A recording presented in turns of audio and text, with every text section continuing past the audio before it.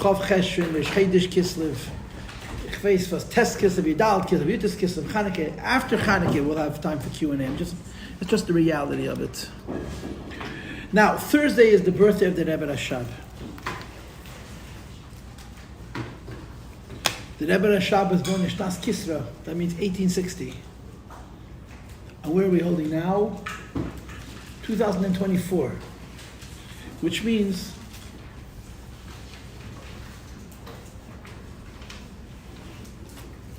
that we ran out of Tilim in Tafshin Ayin. 14 years ago, we ran out of Tilim. Because Kuf Nun. Now this Chachamim who started from the beginning again, I don't know that Chacham exactly. But Klal, I didn't say Tilim for the Friedrich Rebbe, not because there's no Tilim, I wasn't his Chassid. I was the Rebbe's Chassid. Yeah, I hope I'm the Rebbe's Chassid. My father told me, so sein gesund, that before, when he was a kid, he said the Friedrich Rebbe's Kapitel. And also the Friedrich Rebbe's Pasuk at the end of Shemini Esrei. When the Rebbe became Rebbe, he continued saying the Friedrich Rebbe's. And he felt at some point that it's a chesed in his discussions to the Rebbe, that he's still saying the Friedrich Rebbe's Psukim. So he actually wrote it to the Rebbe in a zettel, in the lyhadus. And the Rebbe said, it's okay, you're still a chassid. And each year I have to talk about all the Rabbeim. That's how it works. And you know which two Rabbeim get ripped off the most? The Tzemach Tzedek and the Rebbe Marash. Why? Tzemach Tzedek was born Erev Rosh Hashanah and passed away Erev Pesach. What are we talking about him? The Rebbe Marash was born Erev Sukkot and he passed away right after Pesach. So the Tzemach Tzedek, I felt so bad for him. That one year, to the women in 7-7, I pushed stop what I was doing. I have a whole series of classes on Tzemach Tzedek's biography, because he's the only Rebbe that I pushed never talk about. The Rebbe Marash also, when we get to Beis Rivka, I'm going to talk about the Rebbe Marash, Mitzvah Shem. But I've talked about the Rebbe Rashab so many times. And I really don't like repeating myself for a lot of reasons, including the very selfish reason that I like to put this. Most of what I do here, I don't put online. Most of it in Beis Rivka, except for the Maimed. Because it's the same thing year after year after year. But I try to find creative ways of what I call my second audience. So the last few years, when it comes to Chav Cheshvan, I talk about Achei Temimim. That's what I've been talking about. And if you go online, I have a bunch of classes. And I talked about the yeshiva, how the yeshiva was born, the thinking of the yeshiva. Then I spent a lot of time talking about the mashpiyim. I have a list of the mashpiyim. I talked about the different mashpiyim in Lubavitch. And when I finished talking about the mashpiyim, I started talking about Temimim, certain very famous bacharim who learned to Temimim in Lubavitch. And I think I started it last year. And I wrote myself notes. I left myself notes that this year I wrote some more names down that I should talk about some other Temimim. So who did we talk about? Some of the names are very famous. Some of them you've never even heard of. We spoke about the Richard the Masmid. You heard, I'm sure, Richard the Masmid. Huh? Yeah. Chonya Marozov. No? He's my great-grandfather. Chonya Marozov. We spoke about less famous Chassidim, who in many ways are very great. We spoke about David Adokir. No, any Kivmans in the house. We spoke about Abshilim, Koratin. I don't know if he has any Einiklach. We spoke about Rabbi Ram David Pesner, who was a giant of a chassid, who passed away at the age of 32. I met, when I was in Russia 35 years ago, I was in a city called Tbilisi, which is in Georgia, I think. I met his nephew. I met Ram David's sister's son. And he told me that his mother, in an age when girls didn't go to school, knew by heart the whole Tanya and the whole Alter Rebbe Shulchan Aruch. His mother. So, what must he have been, you understand? So when I came back to America, I had an uncle, Martin Levin, who was still alive at that time. So I went over to him and I told him that I was in Russia and I met this man and his mother was so. So he remembered her. And she was brilliant. She wasn't exactly down to earth, but she was like a very smart. Her brother was for the Gresta Temimim, who was the Rebbe Rayatz writes about Rabbi from David. Harav HaTomim HaTalmid Muvach. The Tomim was a disciple, a student of the Rebbe Rashab. Lubavitch had a lot of great Chassidim, Temimim, but the only one that this lesson, the Friedrich Rebbe calls him a Talmud Muvach, and he doesn't mean Talmud Muvach of Talmud Temimim. He means the Talmud Muvach of his father, was Rebbe from David. The Friedrich Rebbe says when Ram David was in Lubavitch, the Rebbe Rashab did not have to write his All My Morim because he trusted his Anochas. It's unbelievable. He was a very great man, but he passed away very young. Then also a name that you don't hear about, also God Agei ben Etamim, was a chassid by the name of Reb Chaim Yene Lutzki, or something else. So these are some of the people I talked about. Yesterday, I talked about a chassid by the name of Yankel Shuravitzin, Yankel Maskalik. Anybody in Yankel Maskalik? Huh? You're a Gal put in? No, Raskin. Okay, I don't know how that is. So which? My daughter that got married to Raskin, then my grandmother, then my mother. And you came out of Russia in the 70s, in other words. I get it, I understand. He was a very, very, very great chassid. So I spoke about him yesterday. Today, I want to talk about another chassid. May have in the room is named Rabbi Solneach. I've heard of Rabbi Solneach Agadol, Rabbi Solneach Belenitsky. Anybody in the Rabbi Solneach? No Gansbergs, no Belenitskys, no Majeskys. Nobody knows it. We don't know that idea is in the Solneach.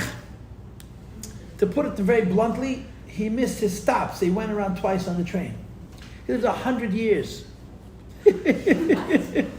He missed his stop. Because of the trains, he went around twice. He lived 100 years. He was born in Tafresh Mem Gimel. Tafresh Mem Gimel means 1883, and he passed away around 1983. Solneach Belenitsky, I never met him. He was never here. He never came to see the Rebbe. The Rebbe was the Rebbe for 33 years. By the time he passed away, he never came to the Rebbe. And people had a taina to him that he's not coming to the Rebbe because he's missing his kashrus. He's not makusha to the Rebbe. And I know from his relatives, my sister is married to his grandson. My sister is Majeski. Mora Rishi Majeski is my sister. And her husband is a son of a daughter of Solneach. And I heard from the mishpacha that the Solneach said he can't come to them because he's afraid of the emotion. He's worried about his health. He was a very emotional man. And I'll share with you a little bit about Solneach. You know, when you hear about Achei Temimim, and you talk about the Temimim, the personality of the Achei Temimim, the one thing that becomes very, very clear is that it was not cookie cutter. They were not all the same. They were very individual. They were real people. And they were chassidim, the servants of God. They served the Eibush, Avdi Elokim. So each one served Hashem in his way. They were very different kind of personalities. And it's fascinating to see how all of these young alike, who all learned in the same yeshiva, and many of them at the same time, were so different because their avodas Hashem was a reflection not just of Achei Temimim, it was a reflection of who they were. I said this to the girls yesterday. I spoke to another seminary base, and I have a Monday Iskashas, Yom Depaga, and a Tuesday Iskashas.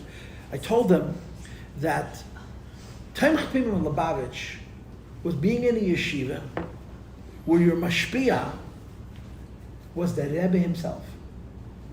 For the 20 years that the Temimim was in Lubavitch, the Rebbe Rashab was the personal mashpia of many of the Bachim. He told them how to serve Hashem. When you have a Rebbe for a mashpia, there's two things that happen. Number one, you don't get a lot of gvura, a lot of anger. Because when your mashpia is nervous at you, it's because he's nervous at himself. The Rebbe doesn't have that problem. Because he's a tzaddik. Gomur, and the Shalom HaKlolis, and Nasi B'Yisrael. So the gevura that, some people are very intense, like me, for example, that intensity rubs on you and it hurts. I know it hurts. It's not pleasant. I can't talk softly. I can't do it. I watch myself in videos and I'm disgusted. Why am I always so excited? Calm down, speak slowly, and speak softly. I can't do it.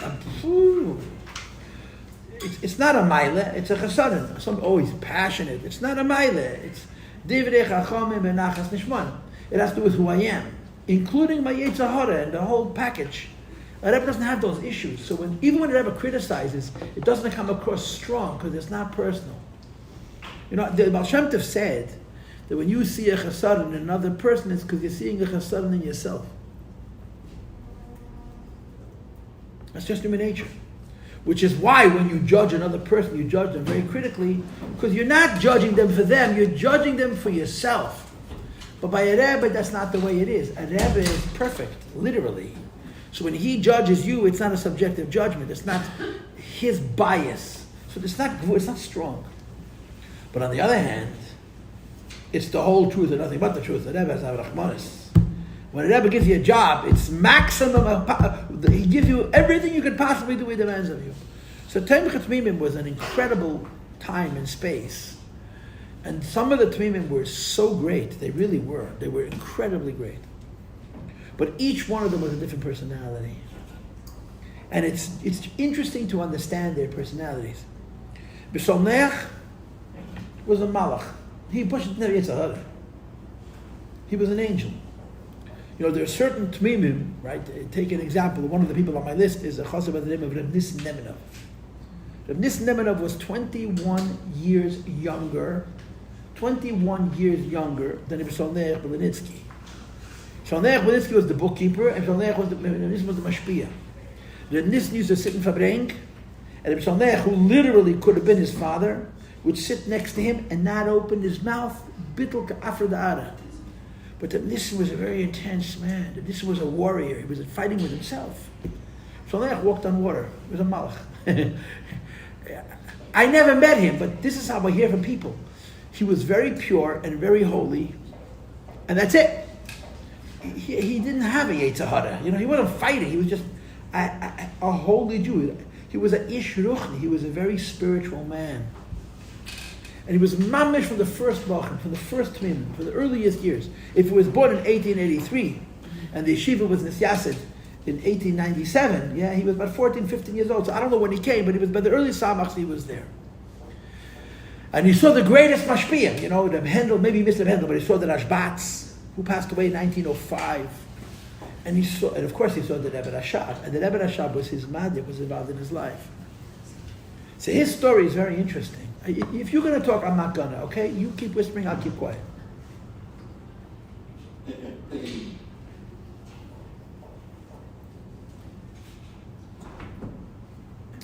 He was very smart. He had a gewaldige cup. He was a big lamb. And the Rebbe Rashab told him that he wants him to daven barichas. He wants to daven avodas tefillah, which is what it was. Chabad was about avodas tefillah. But he was a very sincere man, a very, very sincere man, incredibly sincere man. So when he started to daven, then he started to...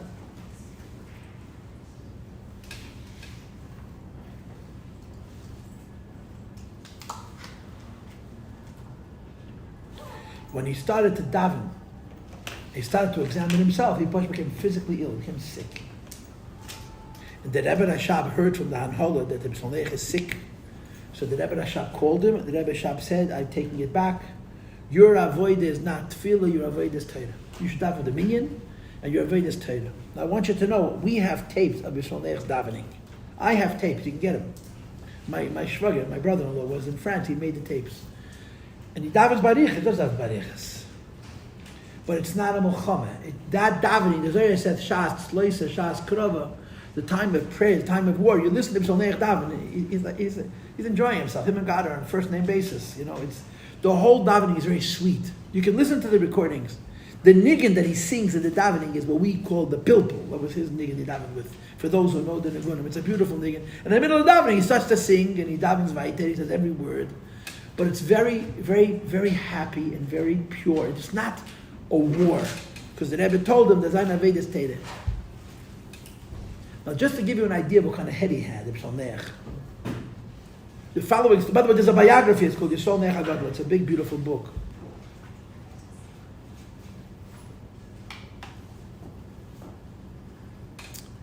In Lubavitch, there was a mashpia who was an old man. This mashpia's name was the Radatz. Not the Radatz, the Rashbatz. Have you ever heard of the Rashbatz? Anybody? There's a biography of it. The Fiedler is a biography. The Rashbatz's name is Shmuel B'Tzalel Sheftel. He was a chassid of the Tzemach Tzedek, then later he was a chassid of the Rebbe Maharash, and later he was a chassid of the Rebbe Rashab. The Rashbatz is the one who was beaten with a stick by his stepfather for learning Chassidus in Shvinzyan, and then he ran away to the Michal HaPotzker. Rashbatz is the one, the Michal HaPotzker was a chassid of the Alter Rebbe's, gave him a pigeon to the Tzemach Tzedek and said that he shouldn't open it. Remember that story? And he opened it, and there was a blank piece of paper.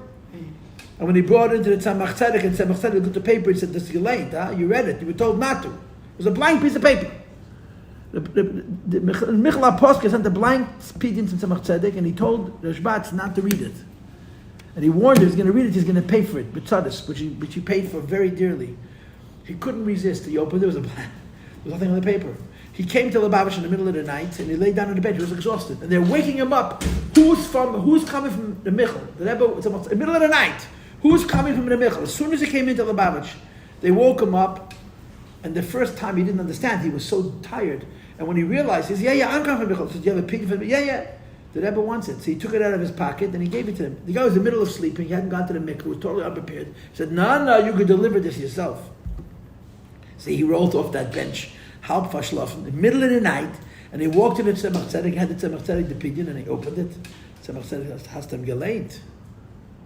He read, and the Rebbe also told him that you're not supposed to read what's not your business. He paid for it, but he was a very big chassid, a very, very big chassid. And he also was a moidenik gon. He was a very big gon. He was a God will be a Yisrael.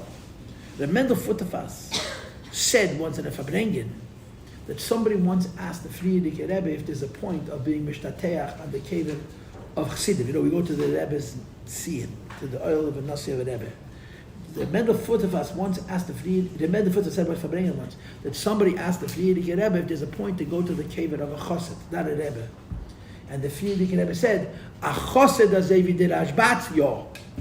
A chassid like Rashbatz, yeah. Rashbatz was, so Mendel said, he was a special Jew, Rashbatz. He had an unbelievable distinction, a very unusual distinction. He was the personal tutor of two Lubavitcher Rebbes. He was the private tutor of the Rebbe Rashab, and then when the Frierdiker Rebbe was around by mitzvah age, he was hired to be the private tutor of the Frierdiker Rebbe. He was the private tutor of two Rabbeim. At the end of his life, he lived in Lubavitch. And he's called the second Mashpia of Achei Temimim. The first Mashpia of Achei Temimim is the chassid by the name of Chanech Handel Kugel.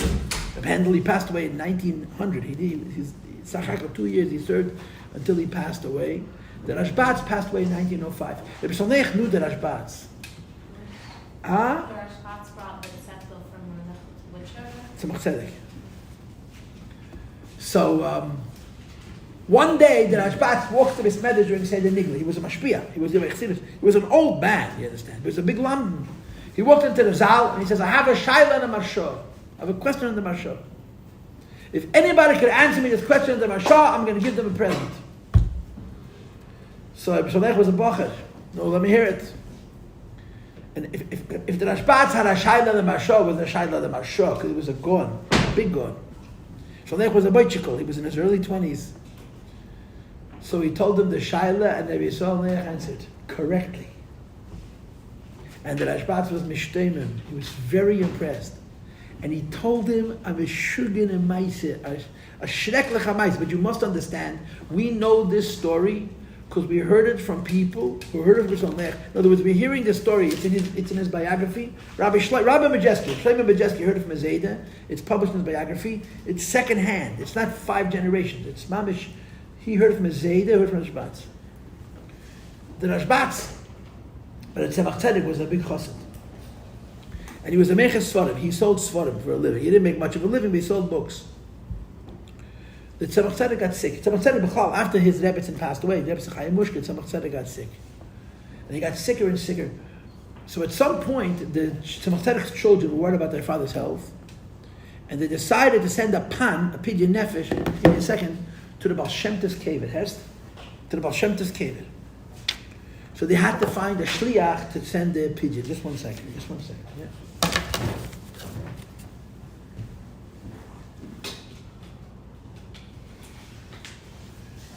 Sorry. This is a big chutzpah, and I have a big chutzpahnik.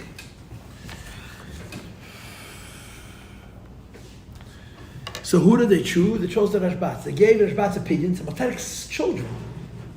Gave the Rashbatz a pidyon to take it to Mezhebush. Between Lubavitch and Mezhebush is hundreds of miles. It's 2 different countries. Right now it's, this is Russia, this is Ukraine, Ukraine. Same as the Medinas in Gans.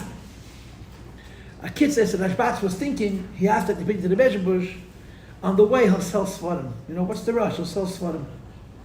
He got to Mezhebush Chalamei Pesach. Tzemach Tzedek passed away Erev Pesach. He pushed got there too late. He took his time selling Svarim. Who thought Tzemach Tzedek was going to pass away? When he came back to Lubavitch, and the brothers found out that he took his time getting to Mezhebush, because he was selling Svarim along the way, and by the time he got there, it was too late for the shlichus. They were furious with him. But you know what? He was also furious with himself. Felt terrible. You imagine you get such a shlichus and you delay doing it because you want to sell some sfar and make some panosa. So he wanted to fix it. How do you fix such a thing? So he went back to the Baal Shem Tov's Tzion and Mishtatech and Baal Shem Tov's Tzion as his kapara for not bringing the shlichus about the Tzemach Tzedek's gesunten time. And he told the Beis Rivka personally, I stood by the Baal Shem Tov's kever until I saw the Baal Shem Tov while I was awake. I saw the Baal Shem Tov. I was Mishtatech al Tzion. I stood by the Baal Shem Tov. It must have been a very long time until I saw the Baal Shem Tov, not in a dream. This is the Beis Rivka. This is who this Rabbi Ashbatz was. And he told the story to the Beis Rivka as the reward for telling him a pshat and a marshal. You understand? So he learned Achei Temimim, and he really was a malach. He was pure and holy. He was a happy man. He was a sweet man. He was a kind man. But he was a malach. He had no shaykhs to Aveis. His whole life was Teirah Tefillah. Every day he learned so many Prakim Mishnayos. He had it off for the Rebbe Rashab that he's avoid his Torah. So he learned Torah day and night. When he got married, he became a bookkeeper, a buchhalter, verstehst? The plumbers become the shluchim, the electricians become the mashpiyim, and the tzaddikim become the bookkeepers. In France, Reb Nissim was the manal, and the Beis Rivka was the buchhalter, was the bookkeeper. A story, he became a buchhalter. He was incredibly good with numbers. His mathematical skill was extraordinary. In other words, it was effortless for him.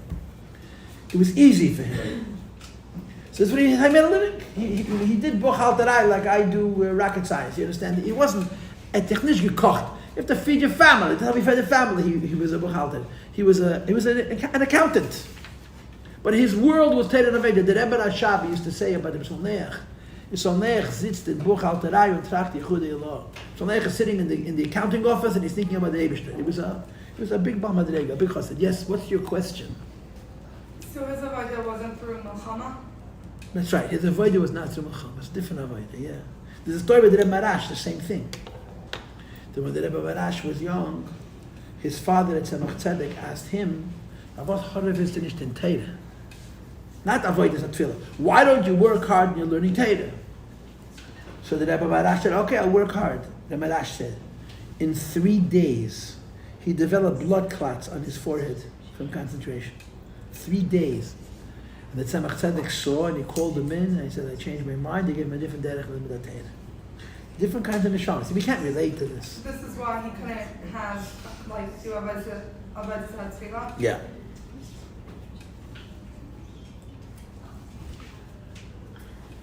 Maybe it's a little bit off topic. Hold on. They're finishing a conversation. I don't want to interrupt them. Wait. Almost finished. Okay, go ahead. Basically what you're describing, that all these questions are on such a high level, it sounds like confusing that they were Rabbi Khan. We know he had Okay, not now. I'm telling stories. Let's not ruin it with kashis. The craziest story of Beis Rivka is his wedding. How did he get married? The Seder Lubavitch was as follows. That when the Bachar reached a certain age, they would get drafted. Russia had a mandatory draft. Everybody had to serve. Russia didn't need soldiers. They didn't have any wars. But they had to control the people. So every young man had to serve from 18 to 20, whatever the age you were. Now, Bechlal Yidden, and the Fruma Yidden especially, they did not want to serve in the Russian army because of many reasons. First of all, they didn't want to die because the stupid Russians were idiots and didn't care about human life. And second of all, because they wanted to remain Elach Yidden. But we know Temimim who served. We know it was Achei Temimim for 3 months was in the army. I heard this from one of his Talmidim. So any boy who learned it in Achei Temimim who was drafted, and the Russian word for the draft is the priziv. So if you got a draft notice, or you knew you were going to get a draft notice because of your age, you would stand by the Rebbe Rashab's door, Simchas Torah, in the morning, 8 o'clock. 8 o'clock in the morning, Simchas Torah, all the Bacharim who were going to be called that year to the priziv, to the draft, would stand by the door. The Rebbe would come out and he talked to each one separately. And you knew from what the Rebbe said whether you were going to be drafted or not. Because sometimes he would say,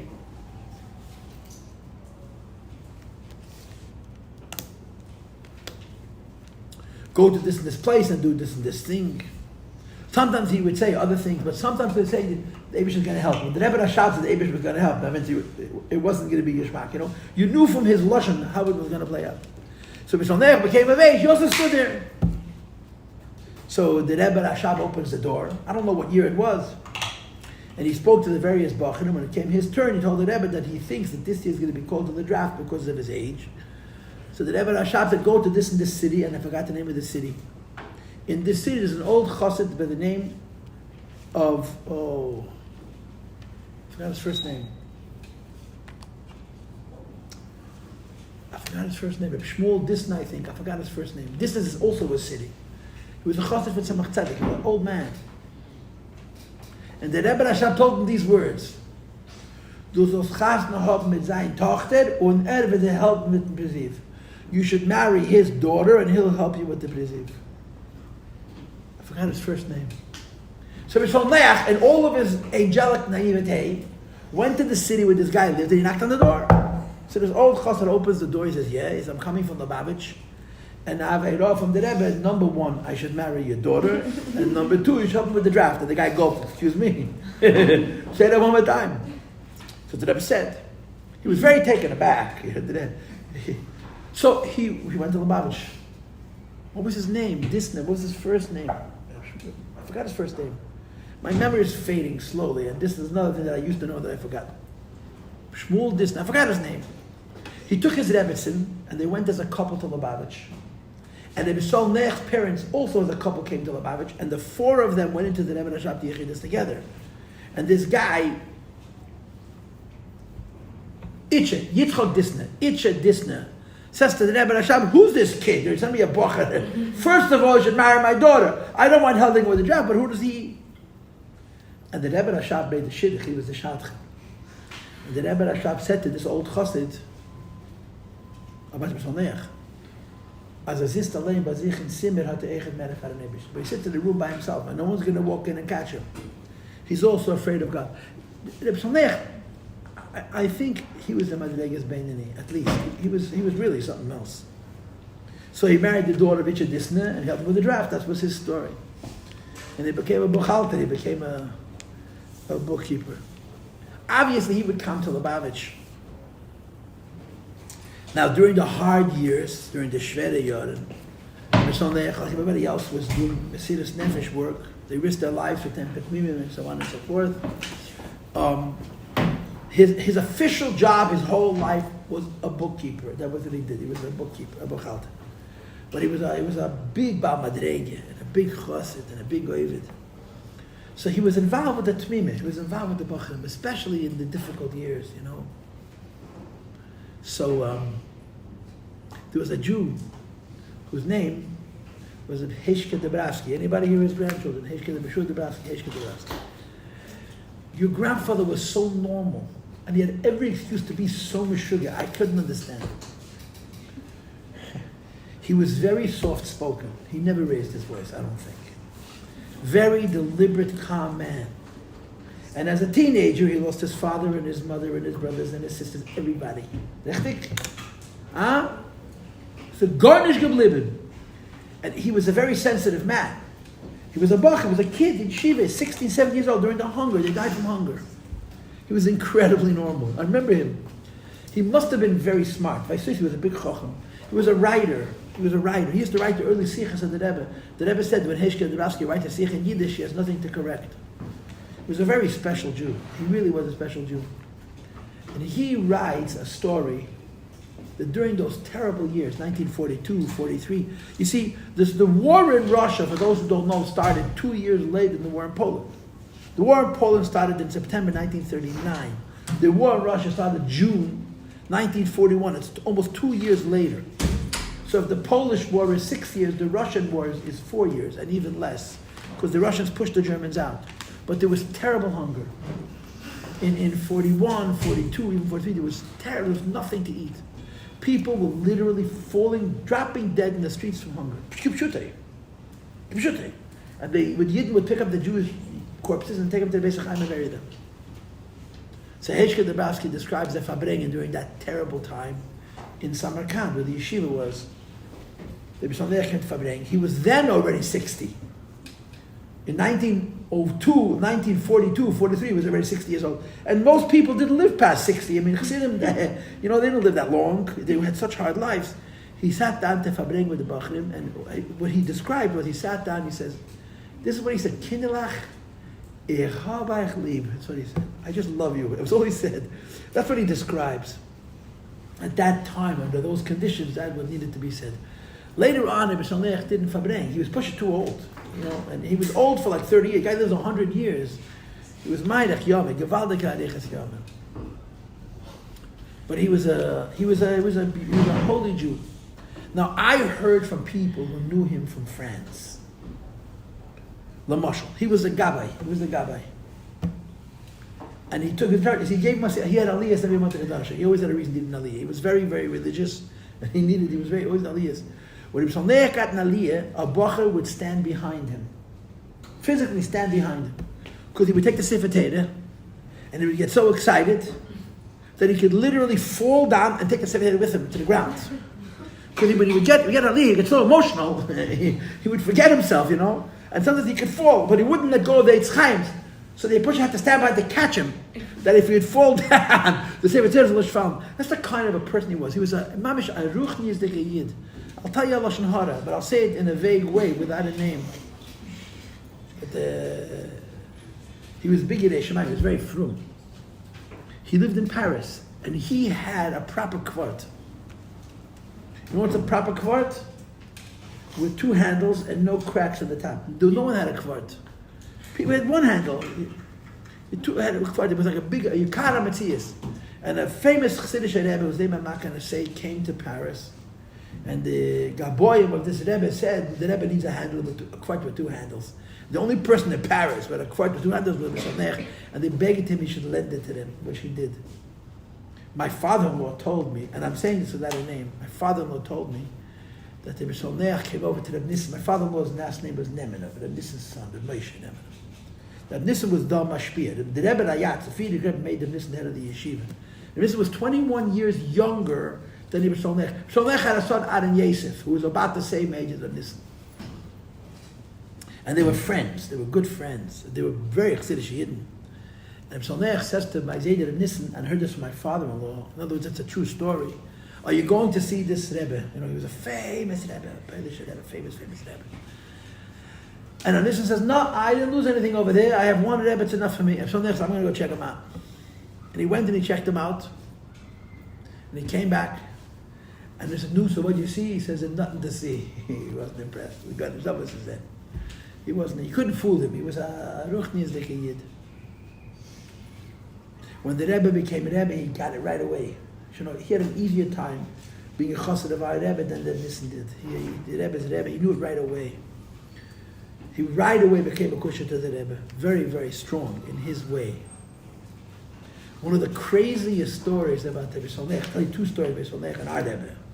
And he never saw the Rebbe. He didn't come here. I heard this story from Rabbi Lipsky. He told me the story firsthand. That in Tafshin Chabeis, 1962, the Rebbe turned 60. And Bechlal, the Rebbe did not celebrate his own birthday. So in 1952, Tafshin Yud-Beis, when the Rebbe turned 50, he called Chassidim into his room and he said a maimer for Yechid's Gul in his room, Hashem Safasei Tiftach. After that, the Rebbe did not fabring on his birthday till 10 years later. Yud Alf Nissen Tafshin Shalvi, the Rebbe turned 60, then the Rebbe made a fabringen. That fabringen is gepackt. We have a tape of it. They've made a had, Rebbe Sech Tepsachim. The Rebbe said twice Chassidus, two Mamar, the same fabringen. And after that again, the Rebbe stopped fabringen. The next time the Rebbe fabringen Yud Alf Nissen was Tafshin Lamed Aleph, when the Rebbe turned 69. And then it became a kfiyas every year. On his birthday, the Rebbe made a fabringen. Tafshin Chabeis, the Rebbe turned 60, so the Rebbe fabringen is a two-man order. And in those days, a tape recorder was like a desk. It was massive, reel to reel. I remember that, these big, heavy monstrosities, and you put the tape into one ring, and you put it to another, and you had to go from one to the next until it played. So Rabbi Lipsker was like stark. Rabbi Lipsker was a shliach of the Rebbe to France that year. The Rebbe sent shluchim to France, and they saw Tafshin Chabeis, 1962. So he went on for Pesach. And after Pesach, he came back with the tape of the Fabringen of Yud Alef Nissen. And he played the tape for the Beis Rivka of the Rebbe saying to my mother. And Ibn Saleh was listening to him talk, to the Rebbe. And he turns to Avram, who was a Bach at the time, and he said, Zecha my Morim, and I came on this given. My Morim like this, did everywhere. I was in Lubavitch during the best years. I'm telling you, there was never my Morim like this. Never. My Morim, the way the Rebbe says, came on this given. So Avram Lipsker says to Rabbi Yossi, what are you talking about? I mean, it's basically the same Morim, but the Rebbe Rashad, the Rebbe is reviewing them. He says, nah, this is different. My Morim like this, they never were. And Avram Lipsker told me that he asked him, what do you mean? He says, you'll never understand. You'll never understand. That's the first story. Now, in case you don't understand the first story, listen to the second story. There is a very famous picture of the Rebbe from the late 60s, early 70s, which for many years was the official photo of the Rebbe. With the Rebbe sitting in a Fabrengen or in his room with a smile from here to here. It's a beautiful, beautiful smile. The picture was taken when the Rebbe met Hubert Humphrey, who at one point ran for president of the United States. Hubert Humphrey ran against Robert Kennedy in 1968 for president.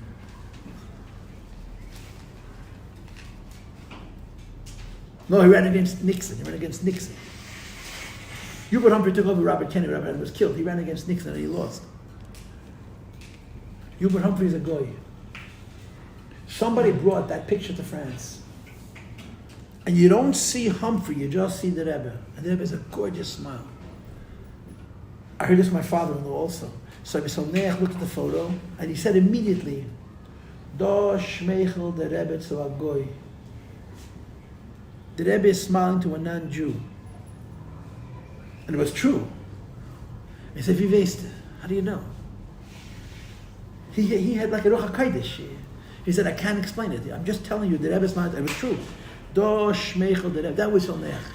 So when he says there was no Maimon, just since Lubavitch, what did he mean? The philosophy was deeper. So he was a Ruchni's Dikid. Neach was a Emes, a Ruchni's Dikid. He was a Ruchni's Dikid. So I want to chap around a couple more stories.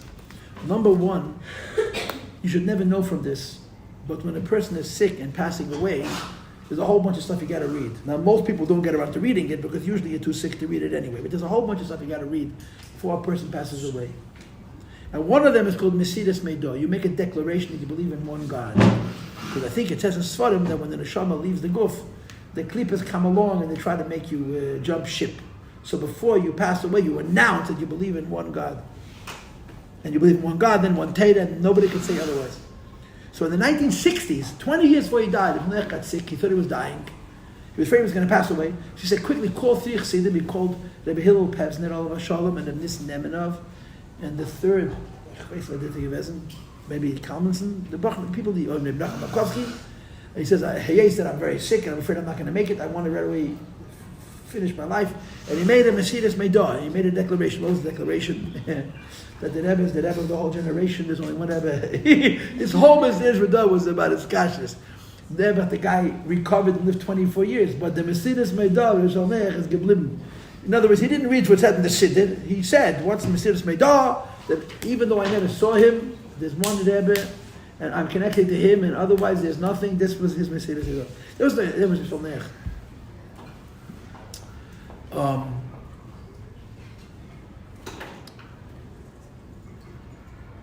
He used to sit next to Reb Nissen by Fabrengens. I'm talking about Reb Nissen on Thursday to the seminary Alfred Blineder. Reb Nissen was a different kind of man.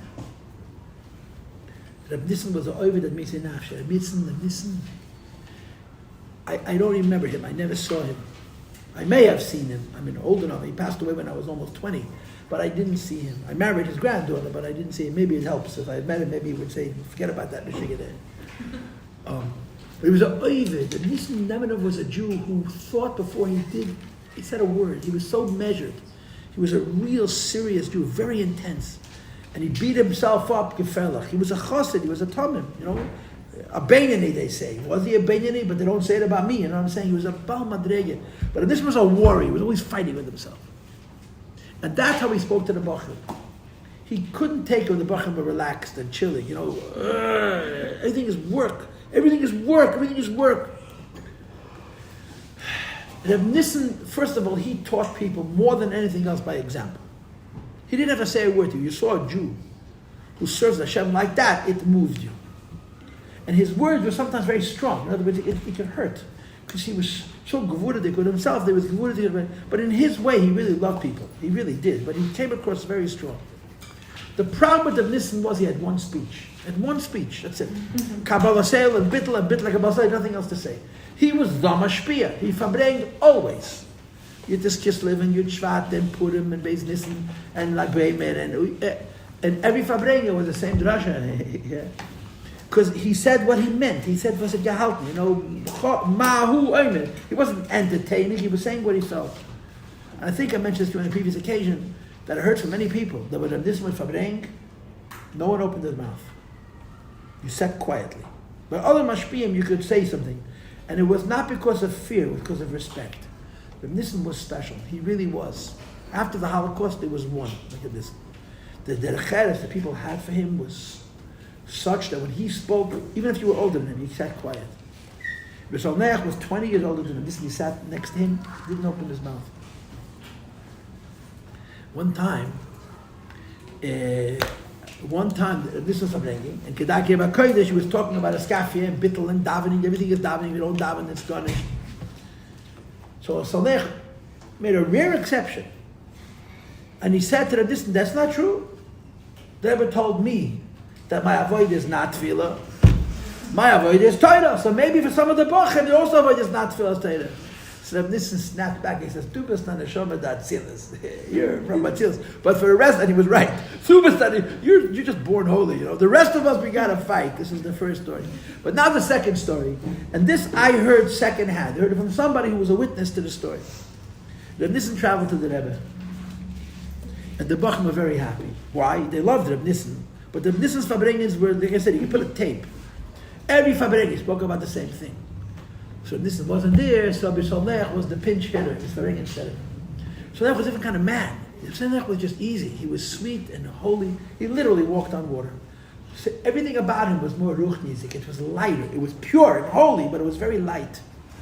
So the Bachman figured, if Nissen is not here, they're going to get a different kind of Fabrengen of this Kislev. You know what I'm saying? So they were all looking forward to the Fabrengen. But they should go and listen to this story. I'll finish with this. That if Nissen Nemenov did not drink mashke, he drank wine. But he could drink wine till the wine would get to his head also. But he drank wine, he didn't drink mashke. So there comes to the Fabrengen, so there says, where's the mashke? So they tell him there's no mashke in yeshiva. He said, what do you mean mashke in yeshiva? He said, Nissen drinks wine. So he took some money out of his pocket, and he gave a bracha to buy a flash of vodka, to buy some tzedachim. So the boy walked out to go buy a bottle of mashke. How much time did it take? Give me a minute, 60 seconds. To go buy a bottle of mashke. It takes no time at all. So while the boy goes to buy a bottle of mashke, Reb Solneach starts to muse. And he's remembering a Fabrengen when he was a Boch in Lubavitch, probably 50 or 60 years before. The Rebbe Rashab was Fabrengen on Yitas Kislev, and someone told me it's in the Sichas. And he was talking about the Eibishter, about Atzmus, The whole Chassidus talks. What about the Eibishter himself? No Giloy, not Oy, yeah? And the Rebbe Rashab was sitting at a Fabrengen, and he was talking to the Eilam and to the Bachrim about Koyachal At the Eibishter himself. And the Rebbe Rashab said, Faran. Was is Faran? Weisem nicht, aber Faran. Which means in English, the Eibishter exists. He's real, he's there. We have no idea what he is, but we know he's there. So fast forward 60 years later, 50 years, Shalnech is sitting with the Bachim, he's waiting for the mashke to show up, and he's repeating this story, how the Rebbe Rashab said it, if I'm bringing Faran. Was is Faran, Vesemedish, aber Faran. Now I told you before that Shalnech was a genius with numbers. He would get numbers in the middle of davening with Pasha Machshav Azari. He was very fast with numbers. So as much as he didn't like it, he was into Gematrias. What was his favorite Gematria? His favorite Gematria was Shin Lamed Beis, 332, because it's the Gematria of the Rebbe's name. His favorite Gematria. So here he's sitting, he's waiting for the booze to show up. When the Ravaile, he's saying Faran, and then he chapsech that Faran is exactly 332. So the minute he realized that Faran is Shin Lamed Beis, he jumped out of his seat and started to sing and dance, and that was the end of the Fabrengen. That was it. That's all they got! Okay, I'll see you when I see you.